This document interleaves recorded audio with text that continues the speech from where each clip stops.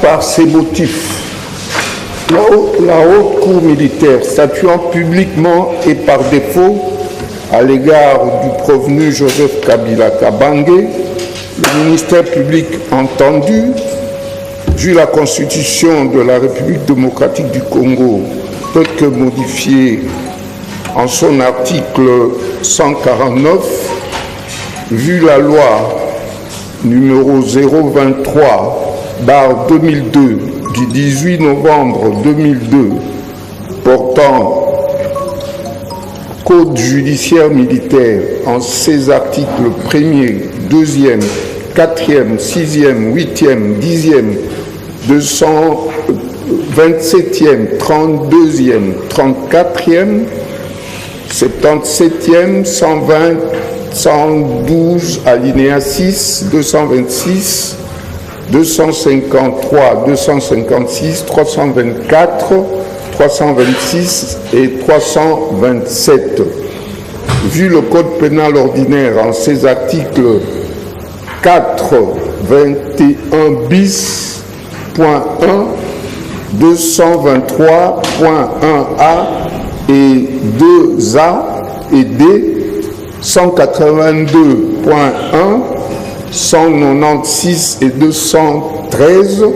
vu le Code de procédure pénale ordinaire,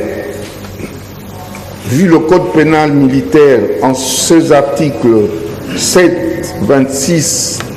206, 136 et 139, vu l'ordonnance numéro 22/024 du 18 mars 2002 modifiant et complétant l'ordonnance numéro 21/016 du 3 mai 2021 portant mesure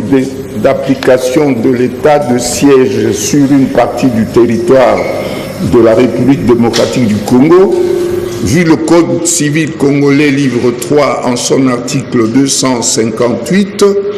disant droit, statuant sur l'action publique, à la question de savoir si les infractions mises à charge du prévenu Joseph Kabila Kabange sont établies, à la majorité de voix de ses membres, la Haute Cour répond oui pour le crime de guerre par homicide intentionnel ou meurtre, oui pour le crime de guerre par viol, oui pour le crime de guerre par torture, oui pour le crime de guerre par attaque contre le bien protégé, oui pour apologie ou propagande des actes de crimes de guerre, oui pour trahison, oui pour le complot, oui pour l'organisation d'un mouvement insurrectionnel. 2. À la question de savoir si le prévenu est responsable pénalement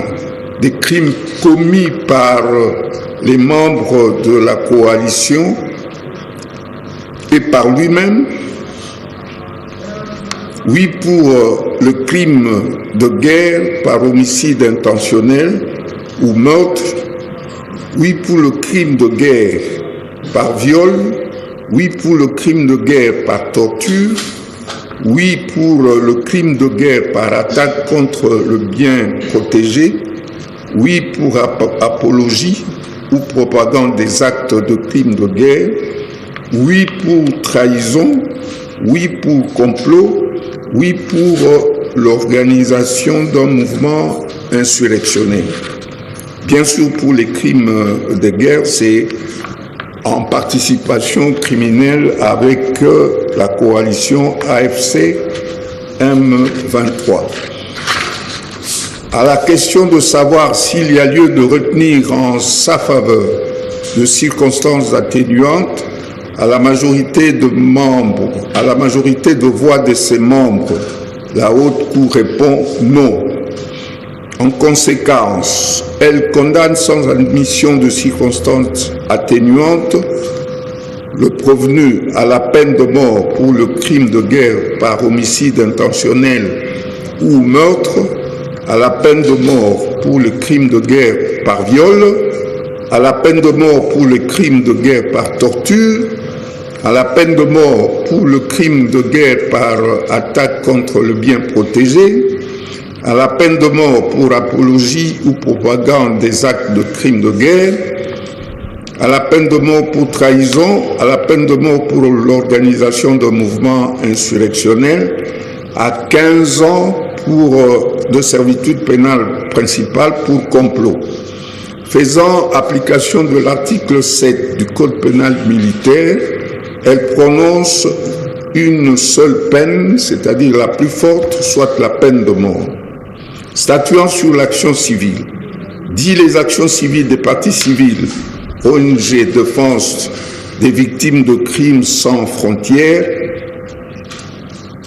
et l'ASBEL, Action d'accompagnement des veuves, orphelins, victimes de guerre, en sigle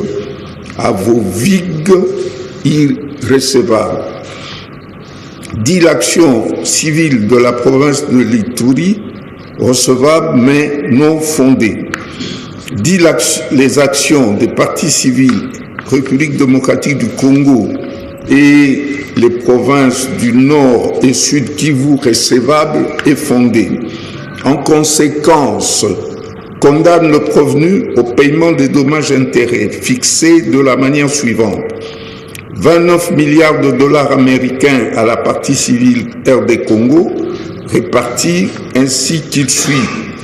Pour le préjudice moral, 5 milliards de dollars. Pour le préjudice écologique, 5 milliards de dollars américains, bien sûr. Pour le manque à gagner, 5 milliards de dollars américains. Pour les dépenses engagées pour la défense, 9 milliards de dollars américains. Pour les destructions des écoles et autres infrastructures, 5 milliards de dollars américains. Condamne également le prévenu au paiement de dommages-intérêts fixés à 2 milliards de dollars américains à la partie civile province du Nord Kivu pour tous les préjudices subis et à 2 milliards de dollars américains à la partie civile sud Kivu pour les mêmes préjudices. Enfin, condamne le prévenu au paiement des frais d'instance à tarifer par le greffier, payables dans le délai de 15 jours ou à 6 mois de contrainte par corps, à défaut de paiement dans le délai ainsi imparti,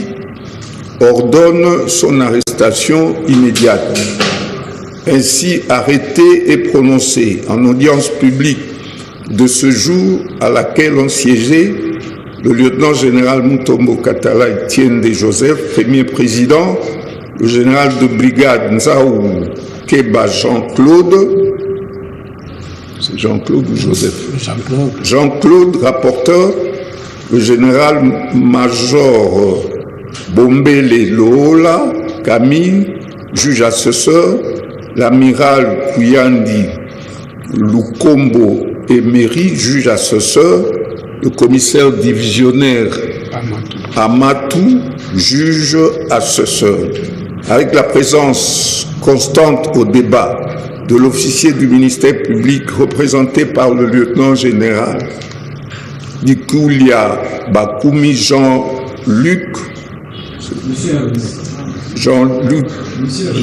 Lucien René plutôt, auditeur général près la haute cour militaire, et l'assistance du colonel Ngaloula Jeanne Françoise, greffier du siège, arme au pied.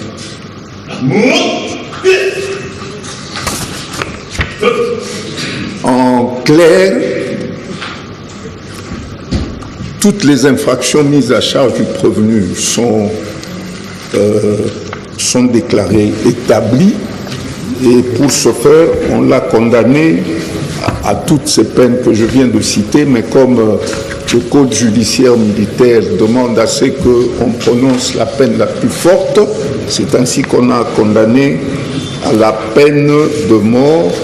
et au paiement de tous ces dommages et intérêts que j'ai cités tout à l'heure. Voilà, c'est ici où s'arrête cette procédure.